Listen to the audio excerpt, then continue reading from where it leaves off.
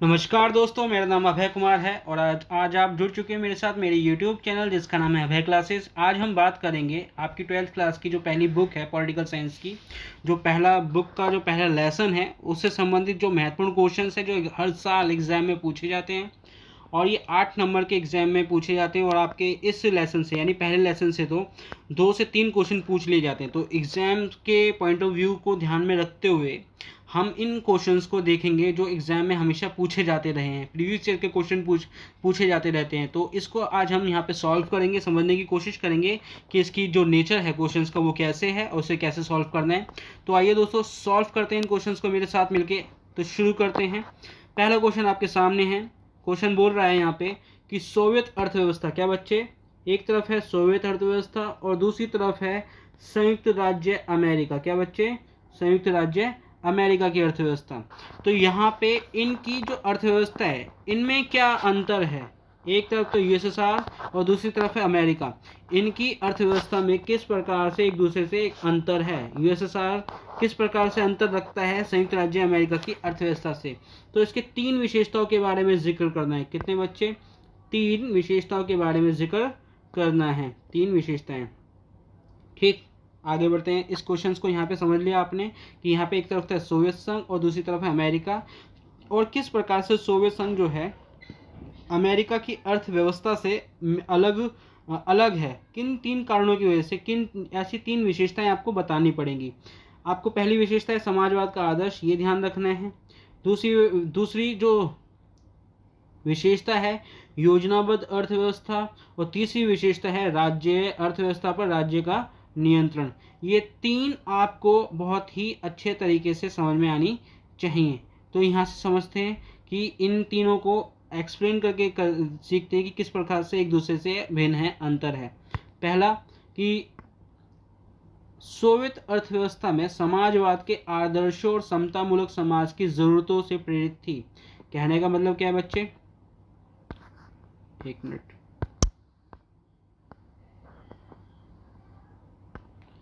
समाजवाद का आदर्श, पहला पॉइंट कि सोवियत अर्थव्यवस्था समाजवाद के आदर्शों और समतामूलक समाज की जरूरतों से प्रेरित थी। कहने का मतलब क्या है यहाँ पे कि जो यूएसएसआर है, मान के चलिए ये रहा हमारे बिल्कुल नॉर्थ में, इंडिया से बिल्कुल देखो ये हमारा भारत है, ठीक है, और भारत के बिल्कुल सर पर ही है कौन सा देश, यूएसएसआर, ठीक है। आज के समय में तो ये यूएसएसआर ना होकर रूस है,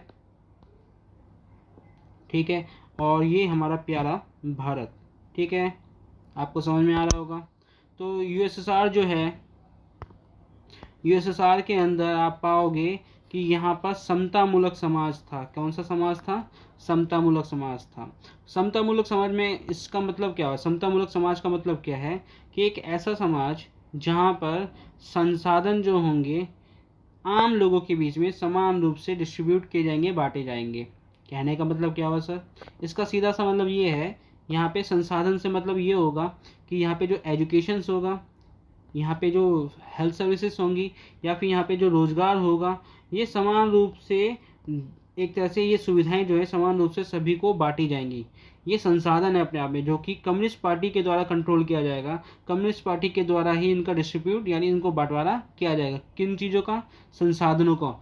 और संसाधन में क्या है मैं फिर से बता देता हूँ, हेल्थ सर्विसेज हो गया, एजुकेशन सिस्टम हो, एजुकेशन हो गया, या फिर जो रोज़गार मिल रहा है यानी जो इनकम मिल रही है वो भी इनकम समान रूप से सभी को बांटी जाएगी। और ऐसे में आप देखोगे जब सब चीज़ें समान रूप से बांटी जाएंगी तो समाज के अंदर समानता आ जाएगी। क्या बात आ जाएगी, समानता आ जाएगी, समानता आ जाएगी, समानता आ जाएगी बच्चे, क्या आ जाएगी, समानता आ जाएगी।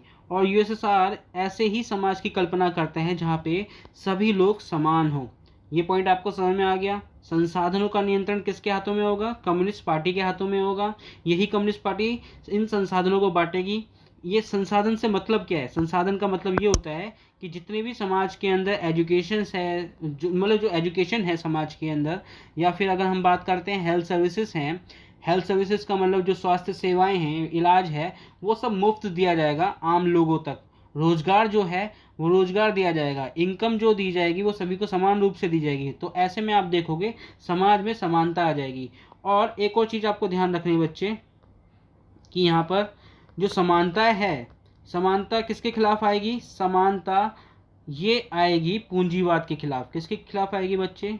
पूंजीवाद के खिलाफ आएगी। समानता पूंजीवाद के खिलाफ आएगी। और यहाँ पर और इस चीज़ पे और ध्यान रखना है कि समानता जो है पूंजीवाद के खिलाफ आएगी, और पूंजीवाद एक तरह से निजी संपत्ति के बढ़ावे की बात करता है, जबकि साम्यवाद क्या बात करता है कि निजी संपत्ति नहीं होनी चाहिए। तो एक ऐसा आदर्श की तरह जीना चाहता है, समाज बनाना चाहता है कौन?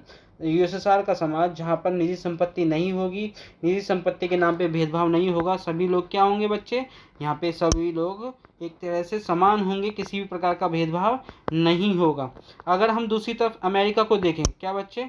अमेरिका को देखें तो अमेरिका के अंदर क्या चीज़ चल रही है बच्चे? अमेरिका यानी कैपिटलिस्ट कंट्री है। अमेरिका के अंदर आप पाओगे कि ये अमेरिका के अंदर निजी संपत्ति का बोलबाला है। व्यक्ति जो है निजी संपत्ति में एकदम स्वतंत्र है, राज्य का किसी भी प्रकार से हस्तक्षेप नहीं है। यानी अमेरिका की गवर्नमेंट यानी सरकार जो है, व्यक्ति की जो भी आर्थिक गतिविधि है, क्या बच्चे? Economical activity. क्या बच्चे? इकोनॉमिकल एक्टिविटी यानी आर्थिक गतिविधि जो है, उस पर किसी भी प्रकार का कंट्रोल कैपिटलिस्ट यानी यहाँ की जो गवर्नमेंट है, यहाँ की जो अमेरिका की सरकार है, वो कंट्रोल नहीं करेगी।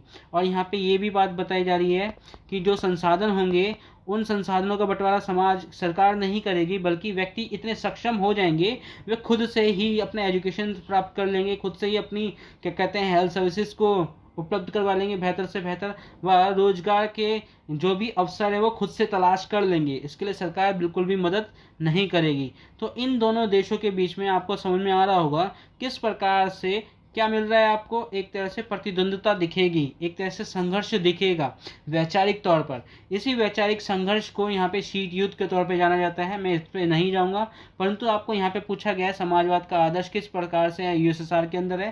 तो यूएसएसआर के अंदर आप पाओगे संसाधन का जो नियंत्रण है सरकार के हाथों में है। जहाँ मैं जब बोलता हूँ यूएसएसआर में सरकार का मतलब, तो इसका मतलब हुआ communist party.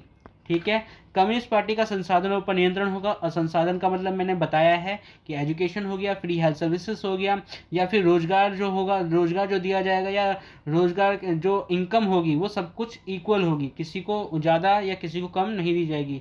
Health services, education दी जाएगी वो सभी को मुफ्त दी जाएगी, या तो कम से कम पैसों में ये आम जनता तक उपलब्ध करवाई जाएगी। तो यहाँ तक आपको चीज़ें समझ में आ रही होगी। इसलिए यूएसएसआर का आदर्श क्या है? यूएसएसआर का आदर्श एक ऐसा समाज है जहाँ पे समतामूलक समाज की स्थापना हो सके। किसकी स्थापना हो सके बच्चे? समतामूलक समाज की स्थापना हो सके। ठीक है, यहाँ तक समझ में आ गया होगा। अब बात करते हैं इसे थोड़ा सा और लाइन के द्वारा समझने की, कि सोवियत अर्थव्यवस्था समाज के आदर्शों और समतामूलक समाज की ज़रूरतों से प्रेरित थी। किससे मोटिवेट थी? समतामूलक समाज से। मैं समतामूलक समाज समझा चुका हूँ, अब नहीं समझाऊंगा। यह निजी संपत्ति की संस्था को समाप्त करने और समाज को समानता के सिद्धांत पर रचने के पक्ष में थी। यानी जितनी भी समाज में निजी संपत्ति होगी, उन संपत्ति को समाप्त कर दिया जाएगा और सारे संसाधनों का नियंत्रण किसके हाथों में हो जाएगा? ये नियंत्रण सरकार के हाथों में आ जाएगा, यानी यहाँ की कम्युनिस्ट पार्टी के हाथों में आ जाएगा। और समाज के अंदर क्या जो हो जाएगा? समानता आ जाएगी। और समानता के सिद्धांत को रचने के पक्ष में थी ये समाजवादी आदर्श व्यवस्था। यह सीधे सीधे तौर पे पूंजीवादी व्यवस्था के घोर विरोधी थे, एक तरह से कट्टर दुश्मन थे पूंजीवादी व्यवस्था की। तो ये आपको समझ में आ गया होगा। सेकंड पॉइंट, योजनाबद्ध अर्थव्यवस्था। योजनाबद्ध अर्थव्यवस्था का मतलब होता है कि इसकी योजनाओं द्वारा, यानी जो भी योजनाएं होंगी ना, वो जो भी अर्थव्यवस्था काम करेगी, वो अर्थव्यवस्था एक तरह से योजनाओं से बंधी होंगी। किससे बंधी होंगी? योजनाओं से बंधी होंगी।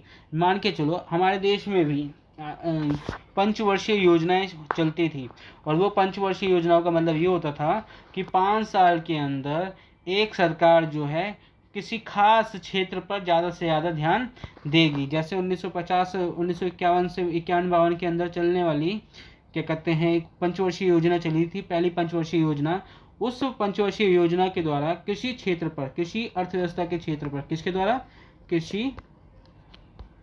कृषि अर्थव्यवस्था के क्षेत्र, कृषि के क्षेत्र पर ज़्यादा ध्यान दिया गया, ताकि उत्पादन जो है बहुत ज़्यादा तेज गति से हो सके और देश की अर्थव्यवस्था में विकास हो सके।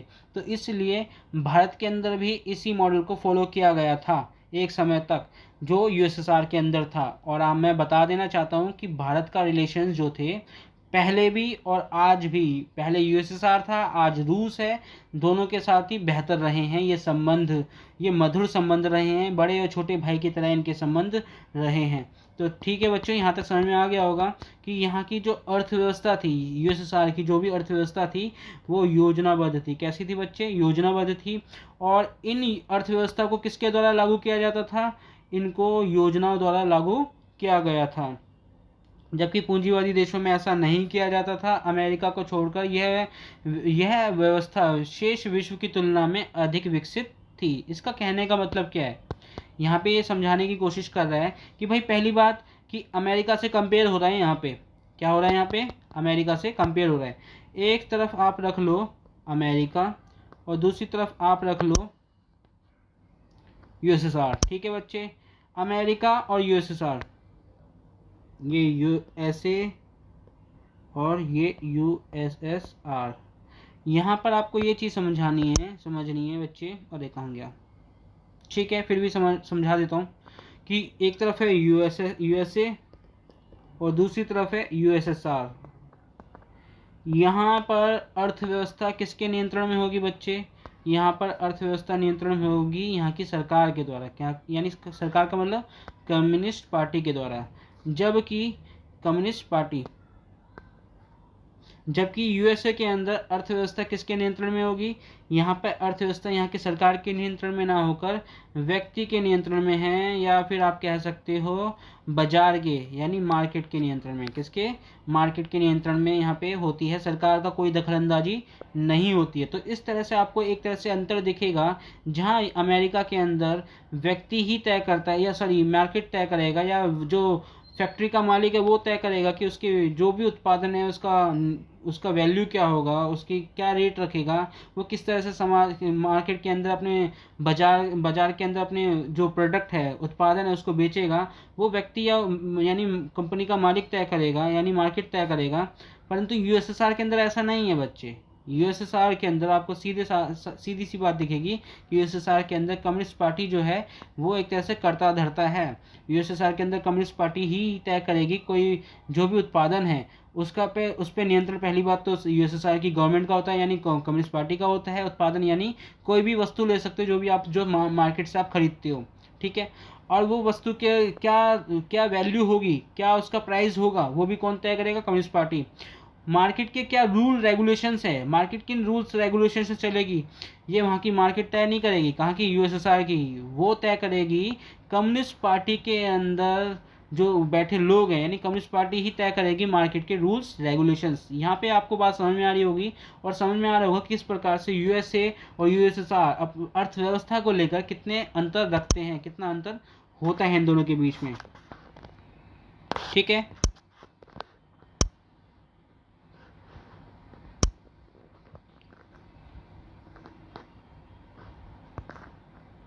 आगे बढ़ते हैं। तो समतामूलक यहाँ पे हो गया था कि सोवियत अर्थव्यवस्था योजनाबद्ध थी, इसको योजनाओं द्वारा लागू किया गया था, जबकि पूंजीवादी देशों में ऐसा नहीं किया जाता। मैं इसके पीछे का रीज़न समझा चुका हूँ। अमेरिका को छोड़कर ये व्यवस्था विश्व की तुलना में अधिक विकसित थी। आपको एक चीज़ ध्यान रखनी है, ठीक है, बीच में रखना है यूएसएसआर, ठीक है, और ऊपर रखना है यूएसए और बाकी दुनिया यानी और वर्ल्ड कंट्रीज़। अगर हम बात करते हैं, यूएसएसआर दुनिया के अन्य देशों के मुकाबले बहुत आगे था अर्थव्यवस्था को लेकर। परंतु अगर हम बात करते हैं यूएसएसआर किससे पीछे था? यूएसए से। किससे पीछे था बेटा? यूएसए से। यूएसएसआर पीछे था, परंतु यूएसएसआर जो है दुनिया के अन्य देशों के मुकाबले आगे था अपनी अर्थव्यवस्था को लेके, अपनी तकनीक को लेके, अपनी टेक्नोलॉजी जिसे कहा जाता है, अपनी क्या कहते हैं और भी अन्य क्षेत्र, या फिर आप इसे कॉन्टैक्ट कह सकते हो, इंफ्रास्ट्रक्चर कह सकते हो। दुनिया के अन्य देशों से तो आगे था यूएसएसआर, परंतु किससे पीछे रहता था? यूएसए से। तो अमेरिका से ही आगे निकलने के लिए यूएसएसआर सभी संसाधनों को फूंक रहा था। कहाँ पर? अपने क्या कहते हैं अपने संसाधनों को फूंक रहा था हथियारों के लिए, ताकि वो यूएसए से और आगे निकल जाए या अमेरिका से आगे निकलने की कोशिश कर सके। परंतु ऐसा हो ना सका, क्योंकि अमेरिका से यूएसएसआर हमेशा से पीछे रहा है। ये आपको तो बात को ध्यान रखना ही पड़ेगा। ठीक है, आगे बढ़ते हैं और चीज़ को आगे और अच्छे से समझने की कोशिश करते हैं। तो जाहिर सी बात है, अमेरिका को छोड़ दिया जाए, किसको छोड़ दिया जाए बेटा? अमेरिका को छोड़ दिया जाए तो ये विश्व की तुलना में आगे था, परंतु किससे पीछे था? अमेरिका से पीछे था और दुनिया से आगे था। तो ये दूसरे नंबर पे था, बाकी दुनिया के अन्य देशों के मुकाबले ये ऊपर था यूएसएसआर, परंतु अमेरिका से पीछे था। इससे ये बात समझ में आ जाती है कि अमेरिका नंबर 1 की दुनिया है, ठीक है, नंबर 2 पे यूएसएसआर थी, ठीक है, और नंबर 3 पे वो दुनिया जो 1945 के बाद जो जब देश आज़ाद हुए थे, 1945 के बाद जब शीत युद्ध समाप्त हो गया था, सेकेंड वर्ल्ड वार जब समाप्त हो गया था, और उसके बाद जब आज़ाद मुल्क थे उन्हीं देशों को मिलाकर दुनिया के अंदर, जैसे एशिया, अफ्रीका और लैटिन अमेरिका, इन्हीं को ही आज़ाद मुल्क कहा जाता था। 1945 के बाद जो आज़ाद देश हुए थे, इन्हीं को ही तीसरी दुनिया कहा जाता है, विकासशील देश भी इन्हीं को कहा जाता है। तो आपको क्या ध्यान रखना है? पहली दुनिया अमेरिका है, दूसरी दुनिया यूएसएसआर है, तीसरी दुनिया एशिया, अफ्रीका और लैटिन अमेरिका। क्या बच्चे? Latin America. तो यहाँ पे बात समझ में आ गई होगी आपको। ठीक, आगे बढ़ते हैं। ये बोल रहा है अर्थव्यवस्था पर राज्य का नियंत्रण। जाहिर सी बात है, मैं इतनी देर से एक ही चीज़ को काफ़ी बार बता चुका हूँ कि अर्थव्यवस्था पे किसका नियंत्रण था? अर्थव्यवस्था पर नियंत्रण था यहाँ की सोवियत अर्थव्यवस्था पर नियंत्रण था सोवियत संघ का। किसका बच्चे? सोवियत संघ का ही नियंत्रण था। तो सोवियत संघ का नियंत्रण का मतलब ये हो गया, जितना भी अर्थव्यवस्था, मतलब जितना भी वहाँ पे उत्पादन होगा, उत्पादन के लिए जितना भी रूल्स रेगुलेशंस होंगे, वो सब कौन तय करेगा? वहाँ की सरकार तय करेगी। ठीक है, और बड़ी बात कि यहाँ पर न्यूनतम जीवन स्तर जो था, न्यूनतम जीवन स्तर मैं समझाता हूँ क्या मतलब होता है न्यूनतम जीवन स्तर का। अगर आप सुन रहे हो तो प्लीज़ इसे नोट डाउन कर लो। न्यूनतम जीवन स्तर का मतलब ये होता है, न्यूनतम जीवन स्तर सुनिश्चित करने का मतलब ये होता है कि लोगों के जीवन में जो एजुकेशन है, ठीक है, सरकार क्या कहते हैं, एजुकेशन हो गया, हेल्थ सर्विसेज हो गया, जॉब्स हो गई, या छोटे बच्चों के लिए पढ़ाई लिखाई की जो भी जिम्मेदारी है, ये सब कौन उठाएगा? यहाँ की कम्युनिस्ट पार्टी उठाएगी। ठीक है, तो न्यूनतम जीवन स्तर का मतलब है कि बुनियादी शिक्षा मिलनी चाहिए, बुनियादी हेल्थ सर्विसेज मिलनी चाहिए, रोजगार मिलना चाहिए, या जो बच्चे हैं छोटे उनकी देखभाल के लिए सरकार को ये जिम्मेदारी न्यूनतम स्तर पे करनी चाहिए। जो बूढ़े लोग हैं उनको पेंशन की व्यवस्था दी गई थी। ठीक है, आपको समझ में आ ही रहा होगा। सड़कें बेहतर बना दी गई थी, और भी अन्य चीज़ें, जो पानी जो था, पानी का बिल नहीं आता था, यहाँ पे बिजली जो थी वो बिजली का बिल नहीं आता था। तो जो बुनियादी जीवन स्तर था वो बहुत ही ज़्यादा एक तरह से स्तर को बेहतर कर रखा था। कहने का मतलब ये आपको सुनने में तो लगता है, एक तरफ तो मैं आपको इसका कॉन्सेप्ट समझाने की कोशिश करता हूँ। कहने का मतलब ये है कि जब यूएसएसआर आया 1917 के अंदर, 1922 के अंदर, 1917 के अंदर रेवोल्यूशन होता है। कौन सा? बोल्शेविक क्रांति। फिर 1922 के अंदर आप देखोगे 15 गणराज्यों को मिलाकर एक तरह से यूएसएसआर बन जाता है। ये इसकी कहानी में पिछले लेसन में, पिछले जो ऑनलाइन क्लास ली थी मैं उसमें समझा चुका हूँ, इसे मैं बार बार नहीं समझाऊंगा। अभी आपको ये समझना है कि जो स्वास्थ्य था, जो क्या कहते हैं, सॉरी, जो न्यूनतम जीवन स्तर था, उससे मतलब क्या है? इसका मतलब ये है कि वहाँ के लोगों को समानता देने के नाम पर समान शिक्षा दी गई। क्या बच्चे? समान एजुकेशन दी गई, समान एक कहते हैं हेल्थ सर्विसेज दी गई, सभी को समान सैलरी दी गई, रोजगार दिया गया सभी को। ठीक है, आपको मेरी बात समझ में आ रही है ना? और जो लाइट थी, पानी था, बिजली थी, सड़कें थी, पेंशन थी, ये सभी को सरकार के द्वारा समान रूप से दी गई थी। ये समानता के नाम पर दिया गया। किसके नाम पर बच्चे? समानता के नाम पर। क्योंकि समाज में क्या लाना था? यूएसएसआर के अंदर समानता लानी थी, इसलिए फ्री एजुकेशन, हेल्थ सर्विसेज जो मैं बता चुका हूँ वो सब कुछ दी गई समान रूप से सभी के लिए। कोई अमीर गरीब का भेदभाव नहीं था, कोई इनकम के आधार पर भेदभाव नहीं था, समाज में समानता लाई गई थी। परंतु सबसे बड़ा सवाल ये था कि समानता किसके गर्दन पे पैर रखकर, क्या चीज़ छीनी गई आपसे, यानी यूएसएसआर की जनता से, कि जब जाके समानता दी गई? जाहिर सी बात है, आपको कोई भी चीज़ फ्री में ऐसे ही नहीं मिलती है, उसकी कोई ना कोई कीमत होती है। तो जाहिर सी बात है यहाँ पर यानी यूएसएसआर के समाज में समानता के लिए, समानता लाने के चक्कर में आप पाओगे कि समानता तो आ गई, परंतु यहाँ पे स्वतंत्रता छीन ली गई। क्या छीन ली गई बच्चे? स्वतंत्रता छीन ली गई। यहाँ पे स्वतंत्र होने का मतलब आपकी जान जा सकती है, आप स्वतंत्र नहीं हो। किन चीज़ों में स्वतंत्र नहीं है? बोलने में स्वतंत्र नहीं हो, आप सरकार के जो भी नीति हैं उनके खिलाफ आवाज़ नहीं उठा सकते हो। सरकार यानी कम्युनिस्ट पार्टी यहाँ की, ठीक है, एक पार्टी सिस्टम थी, आपको अन्य विकल्प चाहिए, उसके खिलाफ आवाज़ नहीं उठा सकते हो, ठीक है। यानी ये एक तरह से बोलने की आज़ादी नहीं थी, ये स्वतंत्रता आपको छीन ली गई थी समानता के नाम पर। समानता को ऊपर रखने के चक्कर में इन्होंने स्वतंत्रता को छीन लिया ताकि आम जनता जो है सरकार के खिलाफ आवाज़ ना उठा सके। इसलिए पूरी कहानी यहीं पे गढ़ी जा रही है, स्वतंत्रता समानता। समानता को बनाए रखने के लिए स्वतंत्रता छीन ली, और ये जो जितनी भी सुविधाएं दी गई है ना बच्चे, जितना आपने पढ़ा है कि हेल्थ सर्विसेज, एजुकेशन सिस्टम, रोजगार, ये अन्य जो चीज़ें दी जा रही हैं वो कहीं ना कहीं स्वतंत्रता छीने जाने के बाद ही दी गई हैं। तो चलो अब समझ लेते हैं कि सोवियत अर्थव्यवस्था पर राज्य का नियंत्रण था। सोवियत संघ की सरकार द्वारा सभी नागरिकों के लिए न्यूनतम जीवन स्तर सुनिश्चित कर दिया गया। मैं समझा चुका हूँ। सरकार बुनियादी आवश्यकताओं की वस्तु जैसे स्वास्थ्य सुविधा, शिक्षा से रियायती दरों पर, या रियायती दर का मतलब कम से कम पैसों में एजुकेशन उपलब्ध कराती थी। बेरोजगारी नहीं थी, यानी सभी को यहाँ पे काम मिलता था। भूमि और अन्य उत्पादन संपदा पर स्वामित्व राज्य का होता था। राज्य का मैं समझा चुका हूँ। राज्य का मतलब यहाँ पे क्या होगा? कम्युनिस्ट पार्टी, ठीक है, यानी यहाँ की जो पार्टी थी, दल था वो। इसके विपरीत पूंजीवादी देशों में निजी स्वामित्व होता था। क्या होता था बेटा? पूंजीवादी देशों में क्या होता था? निजी स्वामित्व। यानी अभी फिर से मैं समझाने की कोशिश करता हूँ। अगर हम बात करते हैं इस देश की, कैपिटलिज्म यानी अमेरिका की, यहाँ पर ऐसा नहीं है कि फ्री एजुकेशन मिल रहा है, फ्री हेल्थ सर्विसेज मिल रही है, या सभी को रोजगार मिल रहा है, ऐसा नहीं है, ठीक है। यहाँ पे व्यक्ति को अपने दम पर ही चीज़ें करनी पड़ती थी। व्यक्ति को अपनी संपत्ति बनाने के लिए, या फिर एजुकेशन के लिए, या हेल्थ सर्विसेज के लिए खुद के दम पर ये जो कमाई करी है उसी के आधार पर ये सारी चीज़ें करनी पड़ती थी। परंतु अगर हम कम्युनिस्ट पार्टी की अगर बात करते हैं, किसकी बच्चे?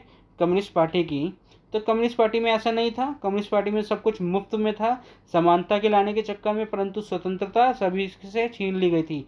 परंतु यहाँ पर समानता चाहे समाज में थी या नहीं थी, परंतु यहाँ पर स्वतंत्रता, बिल्कुल स्वतंत्रता का ही देश कहलाया जाता है। दुनिया में सबसे ज़्यादा स्वतंत्रता अगर कहीं भी है आज और पहले, वो कैपिटलिज्म कंट्री यानी अमेरिका रहा है। परंतु यूएसएसआर ने स्वतंत्रता छीन ली और क्या चीज़ को बढ़ावा ज़्यादा दिया? स्वतंत्रता, समानता को ज़्यादा बढ़ावा दिया। इतनी बात समझ में आ रही है आपको? इसलिए आप कह रहे हो कि अमेरिका जो है एक ऐसा देश है जहाँ पर निजी स्वामित्व होता था, परंतु यूएसएसआर के अंदर ऐसा नहीं है। यूएसएसआर में निजी स्वामित्व यानी मालिकाना हक नहीं होता था संपत्ति पर, जबकि यूएसए के अंदर ऐसा होता था। यहाँ तक बात समझ में आ गई? आगे बढ़ते हैं। कारखानों के स्वामी अपनी इच्छा के अनुसार अपने लाभ हानि का अनुमान लगाकर उत्पादन करते थे। कहने का मतलब निजी स्वामित्व होता था अमेरिका के अंदर, और जो कंपनी के मालिक होते थे, उद्योग धंधों के जो मालिक होते थे, अपनी इच्छा अनुसार, जो उनकी इच्छा थी उसी के हिसाब से ही कारखानों के जो मालिक होते थे लाभ हानि का अनुमान लगाते थे। उन्हें पता था कि कोई चीज़ बनाने से उसे कितना नुकसान हो सकता है और कितना फ़ायदा हो सकता है, तो उसका अनुमान पहले उनको होता था, और गुणवत्ता बनाकर रखते थे। जाहिर सी बात है, अगर आप मार्केट में अपनी पहचान रखना चाहते हो तो उसकी क्वालिटी होगी नहीं होगी, क्योंकि लोग उसे पैसे दे के खरीदेंगे। और जब जब चीज़ समाज के अंदर एक से अधिक कंपनियां हैं, फैक्ट्रियां हैं, और वो उत्पादन वही एक ही चीज़ को हर तरह से बेचने की कोशिश कर रहे हैं, उसमें क्वालिटी तो देंगे ना, बिल्कुल जाहिर सी बात है क्वालिटी दी जाएगी। तो इसका सीधा सा मतलब ये है कि गुणवत्ता यानी क्वालिटी चीज़ें मिलती थी। परंतु यूएसएसआर के अंदर एक बात थी कि वहाँ के लोगों को इतनी क्वालिटी की चीज़ें नहीं दी जाती थी जितना यूएसए के देशों को दी जाती थी। कहने का मतलब यूएसएसआर के अंदर जो क्वालिटी, जो उत्पादन था ना, उत्पादन का मतलब जो प्रोडक्शन थी, वो इतनी क्वालिटी वाली नहीं थी जितना कि अमेरिका में थी। क्योंकि अमेरिका में निजी स्वामित्व था, तो वो लोगों तक जो भी सर्विसेज उत्पादन की देते थे वो क्वालिटी वाली देते थे, जबकि यूएसएसआर के अंदर ऐसा नहीं था। ठीक है। जबकि सोवियत संघ के उत्पादन में, किसके बच्चे, सोवियत संघ के उत्पादन में बनने वाली वस्तुएं की गुणवत्ता के लिहाज से पश्चिमी देशों की स्तर की नहीं थी। कहने का मतलब अमेरिका में मान के चलो पेन बन रहा है, एक तरफ पेन बन रहा है अमेरिका के अंदर और दूसरी तरफ पेन बन रहा है यूएसएसआर के अंदर। या फिर आप कार से बात कर सकते हो, कार, ठीक है। या फिर अगर आप कुछ कह सकते हो प्लेन कह सकते हो, तो प्लेन जो है बनाए जा रहे हैं, एक तरफ है अमेरिका और दूसरी तरफ है यूएसएसआर। तो अमेरिका के अंदर आप पाओगे कि जो क्वालिटी होगी ना प्लेन के अंदर, या फिर अगर आप बात कर सकते हो पेंसिल के अंदर, कार के अंदर, वो क्वालिटी बहुत हाई क्लास की होगी। जबकि यूएसएसआर के अंदर ऐसा नहीं है, वहाँ पे ये पूंजीवादी देशों के मुकाबले पीछे ही रहेगा। ये बात अलग है, अन्य देशों के मुकाबले आगे था परंतु अमेरिका से पीछे था। ये आपको समझ में आ गया है। आगे बढ़ते हैं। क्वेश्चन नंबर सेकंड है, इसमें मत ध्यान देना, 7 लिखा है। अब हमारे हिसाब से तो ये दूसरा ही है, क्या बच्चे, दूसरा ही है, ठीक है। आगे बढ़ते हैं। किन बातों के कारण गोर्बाचेव सोवियत संघ में सुधार के लिए बाध्य हुए? ऐसी कौन सी चीज़ें थी जिसकी वजह से यूएसएसआर के अंदर गोर्बाचेव जो हैं सुधार करने के लिए मजबूर हो गए? बाध्य का मतलब मजबूर हो गए। ये क्वेश्चंस देखो कब आया था, ऑल इंडिया लेवल पे 2010 में आया था, क्योंकि 2010 में क्वेश्चंस आया था। चांसेस बनते हैं कि एग्जाम में बार बार क्वेश्चंस आते ही रहते हैं, तो इनका ध्यान रखना बहुत ज़रूरी है। तो आपको ये बताना है कि किन बातों के कारण गोर्बाचेव, यानी आपको मैंने बताया था पिछले लेसन के अंदर, पिछले वीडियो के अंदर, कि गोर्बाचेव कब आया, कब उसकी क्या कहते हैं, कब मतलब कब वो अपने पद पे बैठता है, क्या कारण थे जिनकी वजह से वो यूएसएसआर के अंदर सुधार करने की बात करता है, कौन सी नीतियां थी, ये मैं आपको पिछले लेक्चर में समझा चुका हूँ। आप कृपया करके पिछला लेक्चर आप देख सकते हो। आप यहाँ से इस क्वेश्चन को यहाँ से समझने की कोशिश करते हैं, ठीक है। कि नौकरशाही के प्रभाव में वृद्धि, क्या बच्चे, पहला क्या है, यूएसएसआर में क्या होता जा रहा था, एक तरह से नौकरशाहियों का बोलबाला ज़्यादा होता जा रहा था। क्या होता जा रहा था, नौकरशाही में वृद्धि होती जा रही थी। जो इफेक्ट था, जो प्रभाव था, वो बहुत ज़्यादा हो गया था। आम जनता की वो लोग सुनते नहीं थे, बाबू लोग होते चले गए थे। आम जनता की जो फाइल थी काम की, ठीक है, जो भी उनको काम करवाना होता था, जो फाइलें बनती रहती थी, वो फाइलें बनती चली जाती थी। उन फाइलों पे वहाँ के नौकरशाही, यानी वहाँ के जो अधिकारी लोग होते थे, जो काम करते थे, उनको वो काम करने में एक तरह से बहुत आलस आता था। तो नौकरशाही एक तरह से बढ़ती जा रही थी। सरकार के प्रति वो जिम्मेदार होते थे, जनता के प्रति वो उत्तरदायित्व नहीं होते थे। तो कहने का मतलब यहाँ पे क्या है कि योजनाबद्ध अर्थव्यवस्था और राज्य के पूर्ण नियंत्रण के परिणाम स्वरूप सोवियत प्रणाली पर नौकरशाही का अत्यधिक प्रभाव था। यह प्रणाली सत्तावादी बनती चली गई। अब जाहिर सी बात है, ऊपरी स्तर पर देखा जाए तो कम्युनिस्ट पार्टी थी, और कम्युनिस्ट पार्टी के जितने भी योजनाएं हैं, उन योजनाओं को कौन जमीन पे लागू करेगी, नौकरशाही। नौकरशाही यानी एक तरह से आप कह सकते हो, नौकरशाही को आप कह सकते हो एक तरह से ऐसे अधिकारी, ऐसे बाबू लोग जिनके पास सरकार की नीतियों को जमीन पर लागू करने की ताकत थी। मान के चलो कोई योजना लाए, जैसे भारत के अंदर लाडली योजना है ना, ऐसी ही मान के चलो यूएसएसआर के अंदर फीमेल से रिलेटेड कोई योजना लाई जा रही है, तो उन योजनाओं को सरकार की क्या कहते हैं, कम्युनिस्ट पार्टी के द्वारा तो बना दिया गया। अब बात आती है इसे लागू करने की, तो लागू कौन करेगा, नौकरशाही। समझ में आ रहा है मैं क्या समझाने की कोशिश कर रहा हूँ? नौकरशाही मतलब ऐसे नौकर जो कि शाही हैं, सरकार के नौकर। आई बात समझ में? जैसे आप देखते होंगे नौकरशाही का सबसे अच्छा जीता जाता उदाहरण है आज के समय में पुलिस, जो आज के आपके आसपास दिखती ही रहती है। तो नौकरशाही का मजबूत उदाहरण है जो आपका दिखता है। सरकार जो भी पॉलिसी लाती है तो उसको निचले स्तर तक क्या कहते हैं, कानूनी लिहाज से कौन लागू करवाती है, पुलिस, ठीक है। तो नौकरशाही का एक तरह से रूप ये भी है। नौकरशाही में आप बैंकों में जाओगे तो वो भी एक अपने आप में बैंक है। आईएएस, आईपीएस, आईएफएस, ये क्या है, सब नौकरशाही हैं, यानी ऐसे नौकर जो कि शाही हैं, सरकार के नौकर हैं। तो कहने का मतलब यूएसएसआर के अंदर वैसी ही एक पार्टी थी, कम्युनिस्ट पार्टी, जो अपने आप में ही सारी शक्ति रखती थी, सारे संसाधनों का नियंत्रण होता था, जनता के प्रति जवाबदेही नहीं होती थी क्योंकि स्वतंत्रता नहीं थी आम जनता को सरकार से सवाल पूछने की। मैंने अभी पिछले क्वेश्चंस के अंदर समझाया है, क्योंकि समानता तो थी परंतु स्वतंत्रता नहीं थी। अगर मान के चलो सरकार ऐसी योजना ला रही है, बस एक तरह से उन्होंने झूठे वादे कर दिए सरकार ने कि हाँ भाई हम तो ऐसी ऐसी योजना बना रहे हैं कि फीमेल्स को फ़ायदा होगा, स्टूडेंट्स को फ़ायदा होगा, जो बेरोजगार है उनको फ़ायदा होगा, परंतु उन्होंने बता तो दिया, हवाई बातें बोल तो दी, परंतु जब उसे लागू किया जाएगा उसे वैसे लागू नहीं किया जाएगा जैसे लागू किया जाना चाहिए, जैसे उन्होंने बातें बोली थी।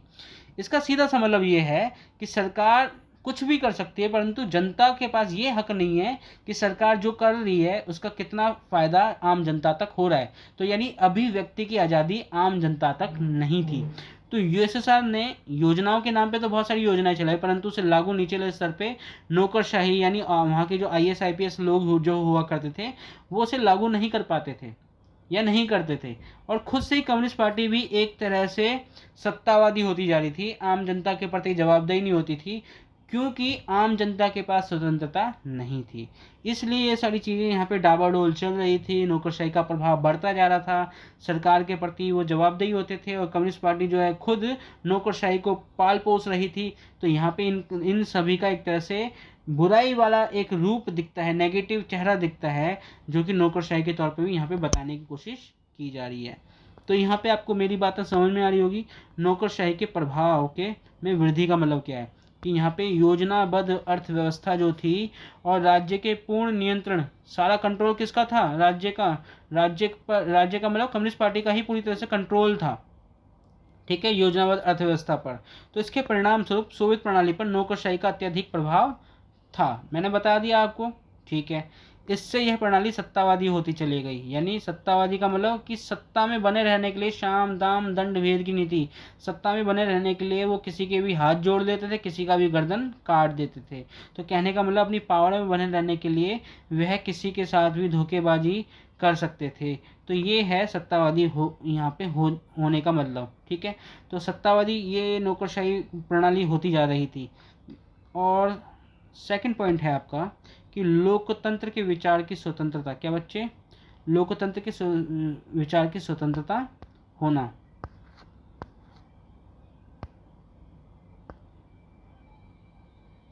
योजनाबद्ध अर्थव्यवस्था राज्य के पूर्ण नियंत्रण के परिणाम स्वरूप सोवियत प्रणाली पर नौकरशाही का अत्यधिक प्रभाव था, ये हो चुका है। सेकंड, लोकतंत्र व विचारों की स्वतंत्रता ना होना। मैंने अभी आपको क्या बताया, आम जनता को समानता दी गई। क्या बच्चे? यूएसएसआर के अंदर क्या दी गई?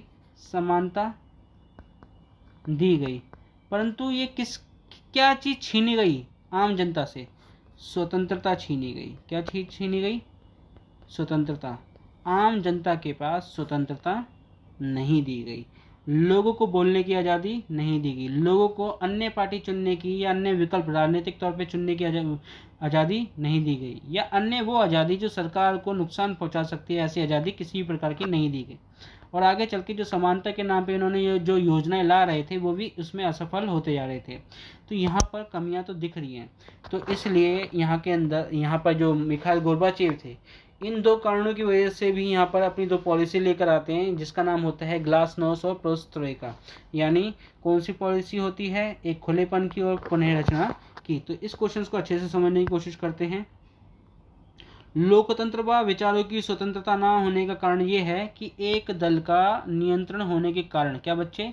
एक दल का नियंत्रण था यहाँ पे, और एक दल का नियंत्रण होने के कारण सोवियत संघ में लोकतंत्र असहमति प्राय सोवियत संघ में लोकतंत्र नहीं था। लोकतंत्र का मतलब यहाँ पे आम जनता के पास वोट डालने का अधिकार नहीं था, आम जनता के पास सरकार के खिलाफ आवाज़ उठाने की आज़ादी नहीं थी, आम जनता के पास सरकार जो भी योजनाएं ला रही हैं उनके खिलाफ शिकायत करने की आज़ादी नहीं थी, या आम जनता के पास इतनी आज़ादी नहीं थी कि कम्युनिस्ट पार्टी के अलावा अन्य पार्टी को भी वो चुन सकें। तो ये सारी आज़ादी छीन ली गई, ये स्वतंत्रताएं छीन ली गई, सिर्फ किसको लाने के चक्कर में? समानता को लाने के चक्कर में। और वो समानता भी आगे जाके असफल सिद्ध होती है। तो योजनाबद्ध अर्थव्यवस्था और राज्य के पूर्ण नियंत्रण के परिणाम स्वरूप सोवियत प्रणाली पर नौकरशाही का अत्यधिक प्रभाव था। किसका प्रभाव ज़्यादा था? नौकरशाही का बहुत ही ज़्यादा अत्यधिक प्रभाव बढ़ता जा रहा था। ये तो आपको समझ में आ गया है। हाँ, तो लोकतंत्र नहीं था और विचार या अभिव्यक्ति की स्वतंत्रता का अभाव था। यानी यहाँ पर लोगों के पास बोलने की आज़ादी नहीं थी, अभिव्यक्ति की आज़ादी नहीं थी। और यहाँ पर क्या था? ऐसी परिस्थितियाँ थी जिनसे जनसाधारण अपनी असहमति जो है चुटकुले व कार्टून द्वारा व्यक्त करते थे। यानी वो सीधे तौर पे तो सरकार की आलोचना नहीं करते थे, चुटकुले चुटकुले बोलते थे सरकार के कुछ कमियों को नुक्स निकालने के लिए, यानी आम जनता के बीच में चुटकुले काफ़ी ज़्यादा फेमस है। सरकार की योजनाओं को एक तरह से असफल बताते हुए दिखाने की कोशिश करते थे। कार्टून बनाते थे सरकारों के कि किस प्रकार से असफल सरकारें जो हैं आम जनता की नाराजगी को नहीं देख पा रही है, ठीक है, कार्टून बनाते थे। तो इनके द्वारा वो अपनी असहमति को व्यक्त करते थे। तो मैं मानता हूँ आपको ये चीज़ें समझ में आ रही होगी कि स्वतंत्रता तो छीन ली गई, समानता भी ज़्यादा देर तक काम नहीं आई। तो ये सारी चीज़ें कहाँ पर दिख रही है, यूएसएसआर के अंदर कमियों के तौर पे दिख रही है। तीसरा है एक दल का प्रभुत्व होना। मैंने क्या बताया, जनता के पास ऐसा कोई हक नहीं था कि वो दूसरी अन्य या दूसरी इसके अलावा जो अन्य पार्टी हैं उसको चुन सके, ताकि वो आम जनता की जो भी उम्मीदें हैं उनकी नुमाइंदगी कर सकें। कहने का मतलब कि सोवियत संघ में एक दल का ही प्रभाव था, अर्थात साम्यवादी दल का ही प्रभुत्व था, दबदबा था। प्रभुत्व यानी दबदबा।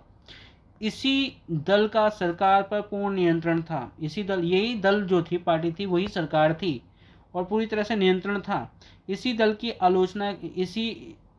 आलोचना नहीं की जा सकती थी। मैंने क्या बताया, आम जनता के पास स्वतंत्रता नहीं थी कि वह सरकार की आलोचना कर सके। मैं फिर से बता रहा हूँ, यूएसएसआर ने आम जनता को समानता तो दी, समानता शिक्षा के क्षेत्र में, स्वतंत्रता के क्षेत्र में, इनकम के क्षेत्र में, अन्य चीज़ों के अंदर, परंतु क्या चीज़ छीन ली गई बच्चे, स्वतंत्रता छीन ली गई समानता के नाम पर। इसलिए कहा जाता है कोई भी चीज़ जो चीज़ दी जा रही है आपको मुफ्त में, तो वो मुफ्त में नहीं है। एक समय ऐसा था कि जियो कंपनी ने मुफ्त में देने के चक्कर में बहुत बड़ा एक ऑडियंस खड़ा कर लिया, अपने एक बहुत बड़ा सब्सक्रिप्शन खड़ा कर लिया सिम जो दी जा रही थी। आज देख लो हालात ये है कि बहुत महंगाई हो गई है, बहुत महंगा हो गए हैं उसके चार्ज। तो कुछ ना कुछ तो चीज़ें आपके से ली जाएगी जब जो चीज़ आपको दी जा रही है, तो ठीक है। तो आज भी यानी यूएसएसआर के अंदर भी यही हुआ कि स्वतंत्रता जो थी ना, वो स्वतंत्रता नहीं थी। किसको ज़्यादा महत्वता दी गई, समानता। और समानता का भी जो रिजल्ट निकल के आ रहा था, वो रिजल्ट भी ढंग से नहीं निकल के आ रहा था। इसलिए वहाँ की जनता नाखुश थी और इसलिए आपको देखा जाएगा कि सोवियत संघ के अंदर कमियां थी। और जितना भी मैंने 2 पॉइंट बताए हैं ना ऊपर कि लोकतंत्र व विचारों की स्वतंत्रता ना होना, ये भी अपने आप में कमी है। नौकरशाही का प्रभाव बढ़ता जा रहा था, ये भी अपने आप में कमी है। और एक दल का प्रभाव का मतलब ये होगा कि भाई वहाँ पे आम जनता को दूसरी पार्टी चुनने का कोई अधिकार ही नहीं है। तो इसका सीधा सा मतलब ये है कि दल की आलोचना नहीं की जा सकती थी। इसी के उम्मीदवार चुनाव में विजयी होते थे। क्या बच्चे, यानी जाहिर सी बात है, रेस में अंपायर भी, रेस में क्या कहते हैं, हर चीज़ एक ही पार्टी की है, तो जाहिर सी बात है कौन जीतेगा, कम्युनिस्ट पार्टी जीतेगी। कोई उसके खिलाफ लड़ने वाला नहीं है, तो जीतेगा भी कौन, कम्युनिस्ट पार्टी जीतेगी।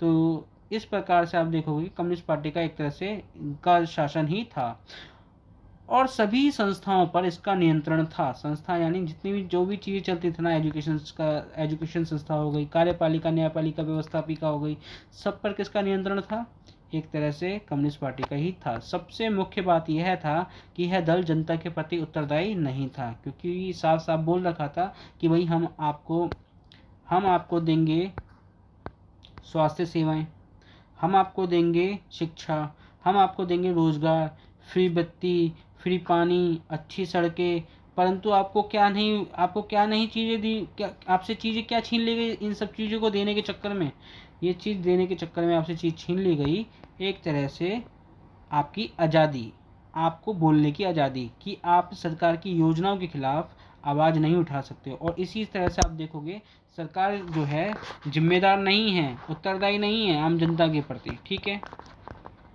ठीक है दोस्तों, आपने यहाँ तक पढ़ लिया है। अगर आपको मेरा लेक्चर समझ में आता है तो प्लीज़ इसे लाइक कीजिए, सब्सक्राइब कीजिए। अगर आप में से कोई बच्चे जो सुन रहे हैं, अगर वो पढ़ना चाहता है मेरे ऑफलाइन बैच में जो कि चल रहा है, तो आप यहाँ पे मेरी कुछ जानकारियाँ दी गई हैं, आप इसे देख सकते हो। और इसे देखने के बाद आप कांटेक्ट कर सकते हो मुझसे। मेरा एड्रेस आपको दिख जाएगा, एड्रेस ये रहा, ठीक है। और मेरी क्वालिफ़िकेशन की बात है तो मैं कहाँ तक पढ़ा लिखा हूँ, तो मैं क्वालिफाइड असिस्टेंट प्रोफेसर हूँ। मेरी फ़ीस 1000 रुपये है। ये जो सब्जेक्ट हैं कौन से, पॉलिटिकल, सोशोलॉजी, हिस्ट्री, ज्योग्राफी, ये मेरे एक तरह से डोमेन सब्जेक्ट हैं। इन डोमेन सब्जेक्ट्स को मैं पढ़ाता हूँ और ये एक तरह से CUT के लिए भी इक्वल इम्पोर्टेंस रखता है ये लेक्चर या जो भी सब्जेक्ट्स मैं पढ़ाता हूँ। तो मेरा ये कॉन्टैक्ट नंबर है, प्लीज़ आप इस पर कॉन्टैक्ट कर सकते हो अगर जो पढ़ना चाहता है, इंटरेस्टेड बच्चा है। ठीक है, तो ठीक है, आपके सामने जानकारी है। पढ़ते हैं आगे। आगे क्या बोल रहा है, क्वेश्चंस रह गया क्या पीछे का कुछ? एक दल का प्रभुत्व, ठीक है। हाँ, और भी पॉइंट्स हैं जो कि एक तरह से कमियों के तौर पे देखा जाता है यूएसएसआर के अंदर। एक कमी यह है कि गणराज्यों की महत्वाकांक्षाएं। अब क्या है, मैंने आपको बताया था कि 15 गणराज्य है किसके अंदर, यूएसएसआर के अंदर। ठीक है, 1 2 3 ऐसे करके लाइनें खींच दो, 15 हैं। इसमें से सबसे ज़्यादा फोकस पता है किसको किया जाता था, रूस को। किसको किया जाता था, रूस को किया जाता था। रूस के अंदर रूस को सबसे ज़्यादा फोकस किया जाता था। जितने भी रूस को मिलाकर जो अन्य 14 गणराज्य हैं, इनके सभी संसाधनों को सबसे ज़्यादा इनके सभी संसाधनों को कहाँ लाकर खर्च किया जाता था, रूस के अंदर खर्च किया जाता था। अब आपको समझना है कि जब 14 गणराज्यों के संसाधन हैं, संसाधन समझ में आता है, यानी वहाँ के पानी हो गया, सेना हो गया, हथियार हो गया, अन्य जो भी नेचुरल रिसोर्सेज हो गया, ये सब चीज़ें कहाँ पे लाके खर्च की जा रही है, रूस के अंदर खर्च की जा रही है। अब जो 14 गणराज्य हैं और जो रूस अकेला जो गणराज्य एक और बचा है, एक और जो रूस गणराज्य है, इन्हीं को मिला के 15 गणराज्य बनते हैं।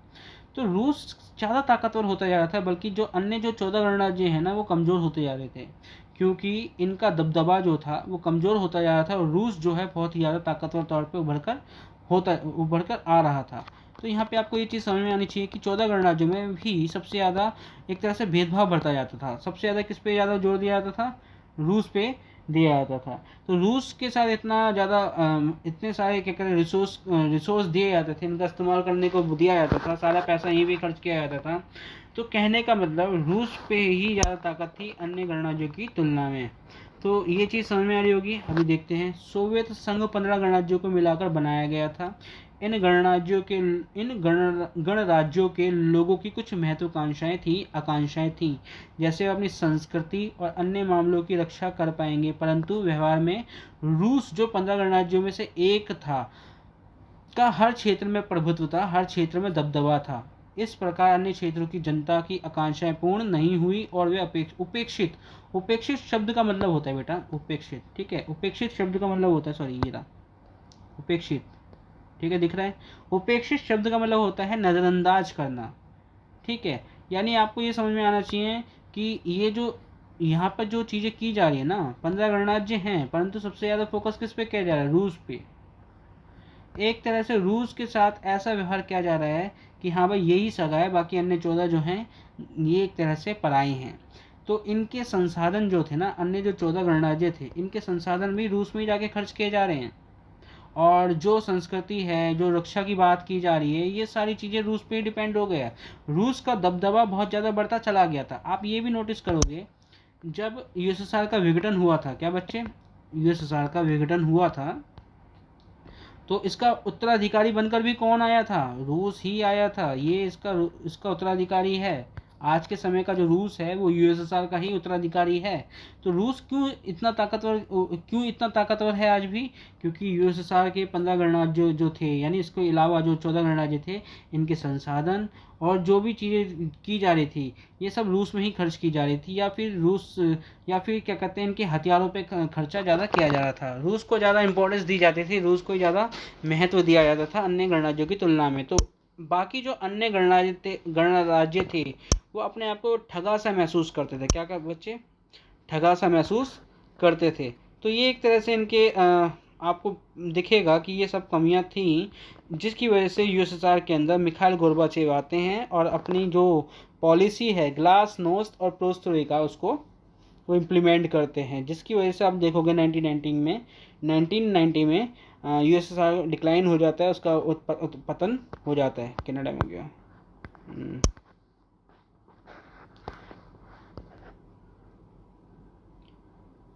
ये हो गया। हथियारों की होड़ का प्रभाव। मैंने बताया कि हथियारों की होड़ में यूएसएसआर जो है सारे संसाधन कहाँ खपा रहा है, सारे संसाधन वो खपा रहा है हथियारों में। कहाँ पे बच्चे?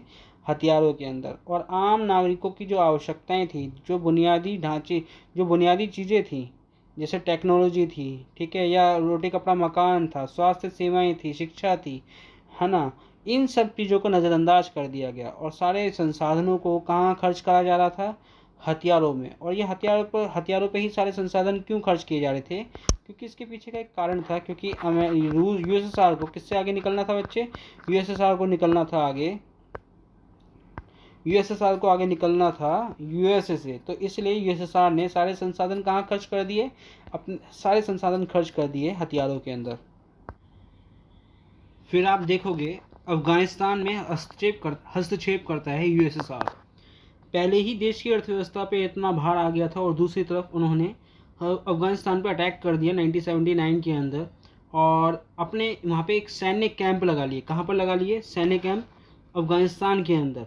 अफगानिस्तान के अंदर जब सैन्य कैंप लगा लिए तो आप देखोगे यहाँ पर उन्होंने अपने सैन्य कैंप लगा लिए और जिसकी वजह से यहाँ पर जो भी हथियारों की सप्लाई की जा रही थी, संबंधित जो भी सप्लाई चीज़ें की जा रही थी वो बहुत ज़्यादा मात्रा में की जा रही थी, जिससे देश यूएसएसआर की जो अर्थव्यवस्था है उस पर ज़्यादा ही बोझ बढ़ता चला गया, जिसकी वजह से आप देखोगे यूएसएसआर के अंदर ये कुछ कमियां निकल कर आती हैं, जिससे आप कह सकते हो कि यूएसएसआर जो है कमियों में जी रहा था, उसके यहाँ पे बहुत ज़्यादा कमियां थी। तो इन्हीं कमियों को दूर करने के लिए व्यक्ति आते हैं जिनका नाम होता है मिखाइल गोर्बाचेव।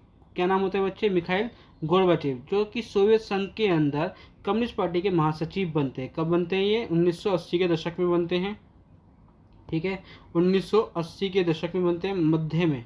कब बनते हैं बच्चे? के दशक के मध्य में। तो दशक के मध्य का मतलब होगा 1985। क्या बच्चे? 1985 में कम्युनिस्ट पार्टी के महासचिव बनते हैं मिखाइल गोर्बाचेव।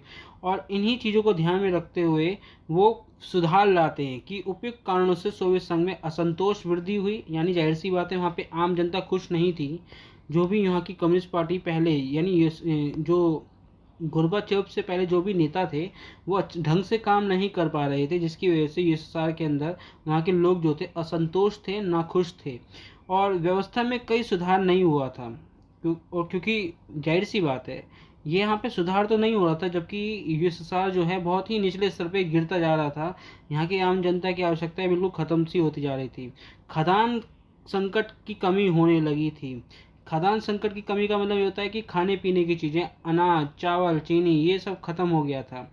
इसके बाद भी इनके जो कमियां थी वो और ज़्यादा बढ़ती चली गई थी। तो इन्हीं कमियों को ध्यान में रखते हुए 1980 के दशक के मध्य में 1985 में सोवियत संघ के अंदर मिखाइल गोर्बाचेव कम्युनिस्ट पार्टी के महासचिव बनते हैं और पश्चिमी देशों की तुलना में सूचना, इंफॉर्मेशन और प्रौद्योगिकी यानी टेक्नोलॉजी के क्षेत्र में क्रांतिकारी परिवर्तन हो रहे थे। देखा जाए ना तो गोर्बाचेव बताने की कोशिश कर रहे थे कि भाई पश्चिमी देशों में तो ये सब चीज़ों की क्रांति हो रही थी, सूचना की क्रांति हो रही थी। प्रौद्योगिकी का मतलब होता है टेक्नोलॉजी। क्या बच्चे? टेक्नोलॉजी। प्रौद्योगिकी का मतलब क्या होता है? टेक्नोलॉजी। इसे ध्यान रखना।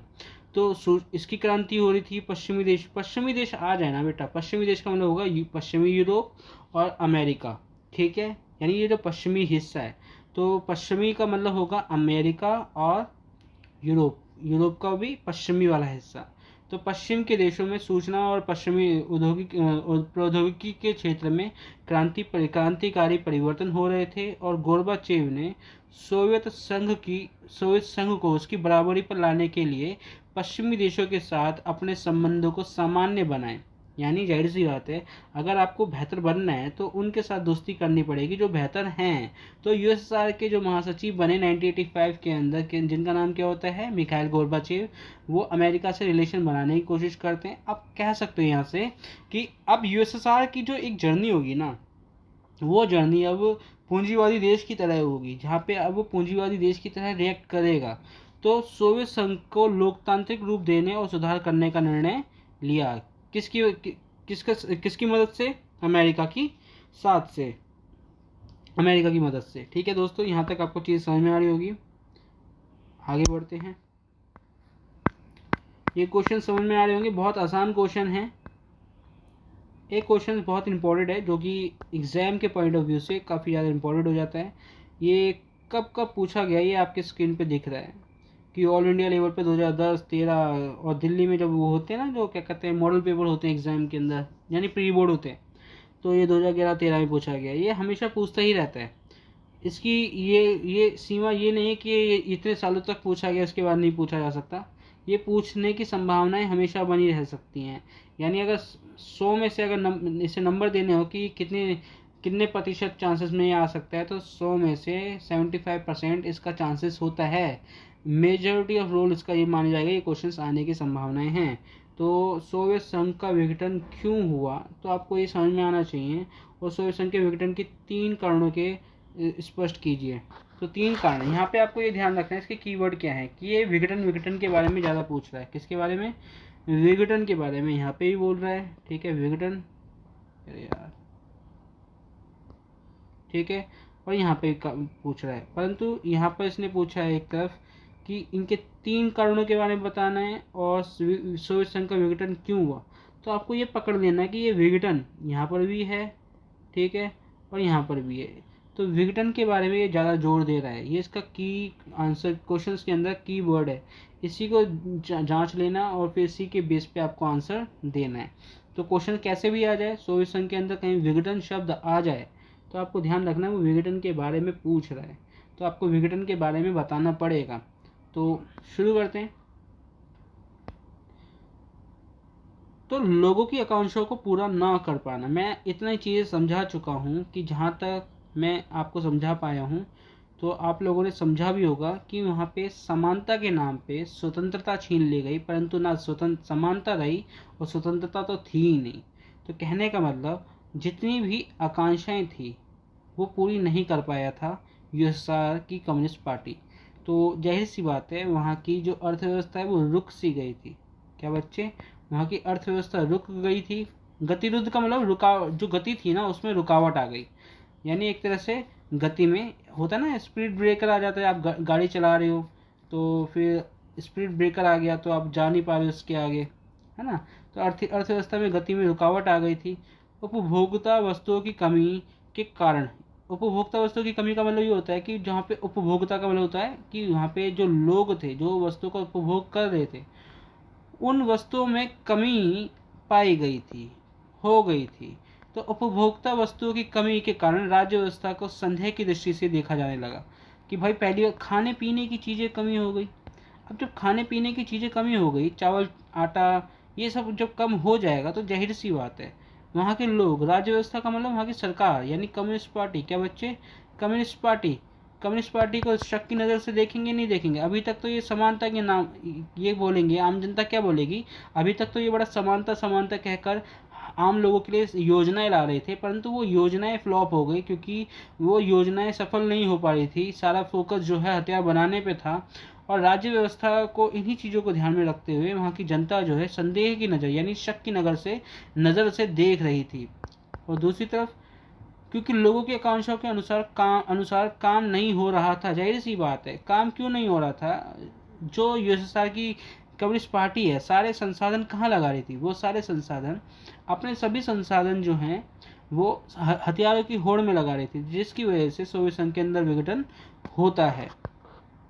ठीक है, आगे बढ़ते हैं। नेक्स्ट पूछ रहा है, नेक्स्ट पॉइंट ये है कि संसाधनों को गलत प्रयोग किया गया। क्या बच्चे? संसाधनों का गलत प्रयोग किया गया। सोवियत संघ ने अपने संसाधनों का अधिकांश भाग, सोवियत संघ ने अपने संसाधनों का अधिकांश भाग कहाँ लगा दिया?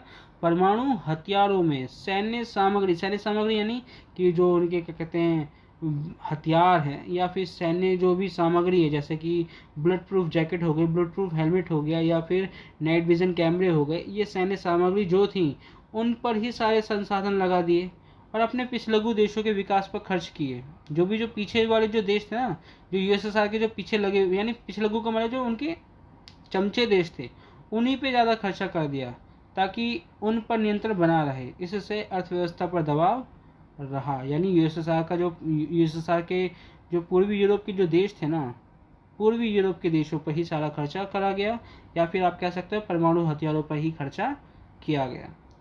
नेक्स्ट पॉइंट बोल रहा है कि पश्चिमी देशों के प्रति गलत विचार। अब कहने का मतलब क्या है? पश्चिमी देश का मतलब मैं फिर से समझा दूं, जहाँ पे भी पश्चिमी शब्द आ जाए ना, कौन सा बच्चे, ये वाला शब्द पश्चिमी। पश्चिमी का मतलब होगा पश्चिमी यूरोप या अमेरिका। ये इनसे समझने की या इनसे पूछने की कोशिश कर रहा है या बताने की कोशिश कर रहा है। तो पश्चिमी देशों के प्रति गलत प्रचार। काफ़ी समय तक यह प्रचार किया गया था कि सोवियत राज्य व्यवस्था यानी वहाँ की जो कम्युनिस्ट पार्टी है, सोवियत राज्य व्यवस्था पश्चिमी देशों की अर्थव्यवस्था से अच्छी है। किससे अच्छी है? सोवियत अर्थव्यवस्था से अच्छी है। यानी लोगों को एक तरह से बहका के रखा था, झूठ बोला गया था कि यूएसएसआर की जो अर्थव्यवस्था जो है ना, वो किसके मुकाबले अच्छी है, वो किसके मुकाबले अच्छी है, वो यूएसएसआर के मुकाबले अच्छी है। तो यहाँ पर आपको देखने को मिलेगा, कहने की कोशिश क्या है कि एक तरफ कम्युनिस्ट पार्टी है और एक तरफ कैपिटलिज्म है। कैपिटलिज्म यानी अमेरिका, कम्युनिस्ट यानी यूएसएसआर। अब आपको समझ में आएगा कि यहाँ पे कम्युनिस्ट पार्टी जो थी, इन्होंने अपनी आम जनता को बहका कर रखा कि भाई हमारी जो क्या कहते हैं जो व्यवस्था है, जो हमारी टेक्नोलॉजी है, हमारा जो विकास है, वो पश्चिमी देश या यूरोप का ये जो पश्चिमी हिस्सा है, इनके मुकाबले बहुत आगे निकल चुका है। यानी झूठ बोला जा रहा था, झूठ परोसा जा रहा था आम जनता के सामने कि देखिए कि हम कितने आगे हैं और यूएसएसआर कितना आगे है और पश्चिमी देश यानी अमेरिका कितने पीछे रह गया है हमसे। ये झूठ बोलकर आम जनता को मोटिवेट करा जाता था कि देखिए आपका ये जो योगदान है, अपना ये जो बलिदान दिया जा रहा है आपके द्वारा, वो सही सार्थक सिद्ध हो रहा है, यानी आप सही कर रहे हो। तो इसलिए आम जनता यूएसएसआर की जो सरकार है उसके साथ लगे रहते थे अंत तक। परंतु आखिर में क्या होता है, यूएसएसआर की जनता को जब सारी चीज़ें पता चलती हैं कि नहीं भाई, हमारी जो सोच है, हमारा जो विचार है, हमारी जो टेक्नोलॉजी है, हमारी जो भी संरचनाएं हैं, वो किसके मुकाबले पीछे है, अमेरिका के मुकाबले काफ़ी ज़्यादा पीछे है। तो इसलिए वहाँ की जनता का हृदय में एक तरह से आघात होता है, उनकी सोच में आघात होता है और एक दुख जो है यूएसएसआर के प्रति उभरना शुरू हो जाता है। तो कहने का मतलब यही होता है कि काफ़ी समय तक यह प्रचार किया जा रहा था कि भाई हाँ, यहाँ पर तो सब चीज़ सही चल रही है, यूएसएसआर के अंदर सब चीज़ें सही चल रही हैं, और अमेरिका जैसे देश यानी अमेरिका या पश्चिमी जो देश है ना, उनकी अर्थव्यवस्था जो है वो बहुत ही ख़राब चल रही है। तो इस झूठ के सहारे यूएसएसआर की जनता ने अपने लोगों को अपने साथ बांधे रखा। परंतु जब लोगों को पश्चिमी देशों की जानकारी मिलती है और जब ये जानकारी उनके तक पहुंचती है, तो ये सारे भ्रम जो एक तरह से इनके अंदर ये जो भ्रम बना हुआ था कि यूएसएसआर आगे है अमेरिका से या पश्चिमी यूरोप के देशों से, वो टूट जाता है क्योंकि उनसे वे पिछड़ चुके थे। ठीक है बच्चे, ये पॉइंट समझ में आ गया। नेक्स्ट पॉइंट कि सोवियत संघ का प्रशासनिक व राजनीतिक रूप से गतिरोध होना। सोवियत संघ का राजनीतिक तौर पे व प्रशासनिक तौर पे गति में रुकावट आना। ना ही वहाँ का प्रशासन आगे बढ़ पा रहा था और ना ही वहाँ की राजनीति आगे बढ़ पा रही थी। क्यों नहीं बढ़ पा रही थी, ये समझने की कोशिश हम करते हैं। देखो बच्चे, मैं धीरे तो पढ़ाता हूँ मगर हाँ, चीज़ों को समझाने की बहुत अच्छे से कोशिश करता हूँ। सोवियत संघ में 70 वर्षों तक एक दल का शासन रहा जो जनता के प्रति उत्तरदायी नहीं था। क्या बच्चे? जनता के प्रति वो जवाबदेही नहीं थी। मान के चलो, सड़क की समस्या है, पानी की समस्या है, शिक्षा की समस्या है, स्वास्थ्य की समस्या है, ठीक है, या अन्य समस्याएं हैं। आम जनता अगर इन समस्या को झेल रही है, इन समस्याओं से वो अपने आप इन समस्याओं से परेशान हैं, तो आम जनता के पास इतनी स्वतंत्रता नहीं थी, या स्वतंत्रता तो थी नहीं कि वह सरकार के प्रति आलोचना कर सके या सरकार की आलोचना करके ये बता सके कि आपने आपके जो प्रशासन के द्वारा ये काम नहीं किया जा रहा, सड़कें अच्छी नहीं बनाई जा रही, पानी अच्छे से नहीं अच्छा सा नहीं आ पा रहा, बिजली पानी वित्तीय जो भी शिक्षा है वो सारी सुविधाएं नहीं मिल पा रही हैं। तो कहने का मतलब उत्तरदायित्व तो था ही नहीं। तो सारी समस्याएं जो थी वो आम जनता तक तो थी, परंतु वो जनता जो है सरकार तक अपनी बातें नहीं रख पाते थे। तो कहने का मतलब यही हुआ कि सोवियत संघ ने 70 वर्षों तक एक दल का शासन रहा। कहाँ पर? 70 सालों तक एक दल का शासन रहा, जिसमें हम कहते हैं कम्युनिस्ट पार्टी, और जनता के प्रति उत्तरदायी नहीं थी। जाहिर सी बात है, जनता पूछेगी नहीं सवाल, क्योंकि स्वतंत्रता नहीं थी सरकार के खिलाफ आवाज़ उठाने की या सरकार से सवाल लेने की, और ना ही जो सरकार थी यानी कम्युनिस्ट पार्टी थी जनता को जवाब देगी किसी भी चीज़ को लेकर गति में रुकावट आ गई थी। जाहिर सी बात है, लोगों तक जो भी बुनियादी आवश्यकताएं वो नहीं पहुंच पा रही थी, या एक तरह से रुक चुकी थी, अर्थव्यवस्था आगे काम नहीं कर रही थी, तो जिसकी वजह से प्रशासन जो है अधिक भ्रष्टाचार होता चला गया और इनको सुधारने की अक्षमता शासन, यानी इनको सुधारने की अक्षमता का मतलब होता है कि इनके पास क्षमता थी नहीं कि ये जो समस्याएं हैं उनके सामने जो आ रही हैं, रोटी कपड़ा पानी मकान शिक्षा स्वास्थ्य सेवाएं बिजली पानी, इन सबको सुधारने में वो सक्षम रहे नहीं, उनमें वो ताकत रही नहीं। शासन में खुलेपन की अनिच्छा, कि वो चाहते ही नहीं थे कि शासन व्यवस्था जो है खुलकर रहे। नहीं आ रही बात समझ में आपको?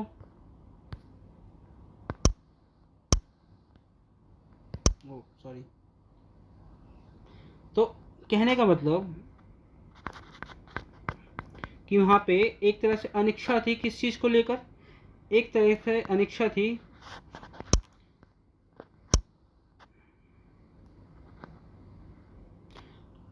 खुलेपन की अनिच्छा, कि वहां पे खुलापन नहीं था। किस चीज की खुलापन नहीं था? लोगों को बोलने की आज़ादी नहीं थी, खुल के बोल नहीं पाते थे। हमारी बात समझ में आपको? शासन में खुलेपन की अनिच्छा थी, यानी शासन में के अंदर और किसी के लिए जगह नहीं थी, कोई दूसरी अन्य पार्टी जो है आम जनता के लिए उपलब्ध नहीं थी। ये एक तरह से खुलेपन की अनिच्छा थी। केंद्रीकृत सत्ता के परिणाम स्वरूप प्रशासनिक और राजनीतिक ढांचा असफल रहा। कहने का मतलब क्या है कि सारी शक्तियां मान के चलो, सारी शक्तियां जो है यूएसएसआर है, मान के चलो ये यूएसएसआर है, और इस यूएसएसआर के अंदर ये कम्युनिस्ट पार्टी है। जितनी भी कम्युनिस्ट पार्टी के अंदर सारी ताकत जो है किसकी तरफ आ गई? कम्युनिस्ट पार्टी की तरफ आ गई। ये कम्युनिस्ट पार्टी है, सारी ताकतें जो हैं कम्युनिस्ट पार्टी की तरफ आ गई हैं। अब कम्युनिस्ट पार्टी की तरफ सारी ताकतें आने का मतलब कि केंद्रीकृत हो गई, यानी शक्तियां एक जगह इकट्ठी हो गई। आपको दिख रहा है नहीं, ये जो एक सर्कल दिख रहा है ये कम्युनिस्ट पार्टी है, एक जगह सारी शक्तियां आ गई हैं। और इस शक्ति के परिणाम स्वरूप आप देखोगे कि जो प्रशासनिक और राजनीतिक ढांचा था वो असफल हुआ, क्योंकि जब जितनी आपको एक ध्यान रखनी चाहिए कि जब शक्ति जो है होती है ना वो भ्रष्ट करती है इंसान को, और सारी शक्ति आ जाए तो संपूर्ण तरीके से इंसान को भ्रष्ट करती है।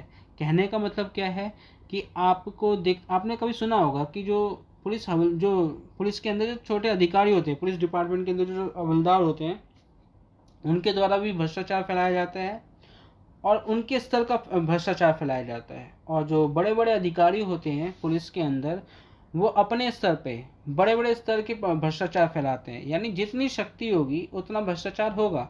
अब क्योंकि यहाँ पे सारी शक्ति केंद्रित हो गई हैं, ये यूएसएसआर है, फिर से बता रहा हूँ, और ये है एक तरह से कम्युनिस्ट पार्टी, एक जगह सारी शक्तियाँ केंद्रित हो गई हैं। अब इस शक्ति के खिलाफ कोई आवाज़ खड़ा कर नहीं सकता है, तो जाहिर सी बात है यहाँ पे जो है एक तरह से भ्रष्टाचार बढ़ेगा, क्योंकि ये जनता के प्रति जवाबदेही नहीं है। जनता के प्रति जवाब नहीं देंगे कि भाई ये क्यों हो रहा है, किस लिए हो रहा है, इसका सवालों का जवाब नहीं देंगे, तो जाहिर सी बात है इनके अंदर एक तरह से अपने अंदर ही ऐसी भावनाएं आ जाएंगी जो कि नेगेटिव हैं, और एक तरह से प्रशासन के अंदर भ्रष्टाचार फैलाने वाली हैं। सत्ता का केंद्रीकरण में होने का मतलब ये भी होता है कि सारी पावर जो हैं एक ही पार्टी के अंदर आ जाना, जिसे हम किसके नाम से जानते हैं? यूएसएसआर के अंदर सारी पावर किसके पास थी? कम्युनिस्ट पार्टी के पास। किसके पास थी बेटा? कम्युनिस्ट पार्टी के पास। ये कम्युनिस्ट पार्टी है जो सर्कल है गोली वाला, ठीक है, ये कम्युनिस्ट पार्टी है, और सारी जो है यूएसएसआर की पावर किसके पास चली गई है? ये सारी पावर चली गई हैं कम्युनिस्ट पार्टी के पास। सारी ताकत एक संगठन के अंदर हो जाना, कहने का मतलब सारी शक्ति एक जगह आ गई है, तो अब इसको कोई चैलेंज नहीं कर पाएगा। ये मन से काम करेगी, अपनी इच्छा से काम करेगी, ये नहीं देखेगी कि किससे किसको कितना भला होगा, किसको कितना नुकसान होगा, नहीं, ये बस अपने यानी कम्युनिस्ट पार्टी अपने ही फायदे और नुकसान को ज़्यादा तोलेगी आम जनता के मुकाबले। तो आपको समझ में आ रहा होगा कि केंद्रीकृत सत्ता का परिणाम क्या होता है कि प्रशासन में भ्रष्टाचार जो है बहुत ज़्यादा चरम सीमा पे पहुंच जाता है। तो प्रशासन के अंदर राजनीतिक ढांचा असफल हो जाता है, आम जनता के प्रति असंतोष में वृद्धि हो रही थी। इसके विपरीत पार्टी के सदस्यों को विशेषाधिकार प्राप्त थे। जो पार्टी थी कम्युनिस्ट पार्टी, उसके अंदर के जो लोग थे वो एक तरह से उनके पास ताकत थी विशेष तौर पर। और ये बोल रहा है कि गोर्बाचेव के प्रयत्न क्या रहे? क्या बच्चे? गोर्बाचेव के प्रयत्न देखते हैं।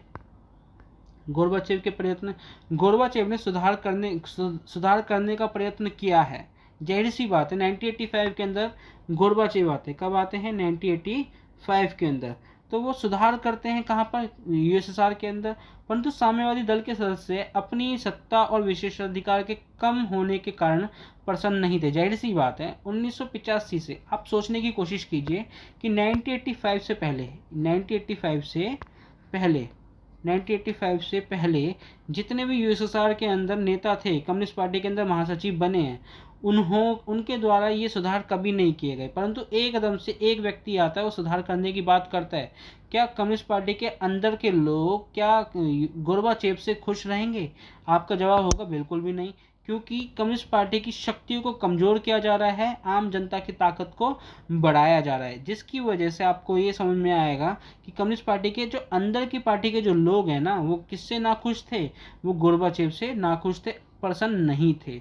जनसाधारण भी सुधार की धीमी गति के कारण धीरज से खो बैठे थे। अब क्या था, 70 सालों से कम्युनिस्ट पार्टी का शासन था, फिर बीच में आते हैं कौन, गोर्बाचेव आते हैं, मतलब बीच में मतलब अंत समय में आते हैं 1985 के अंदर।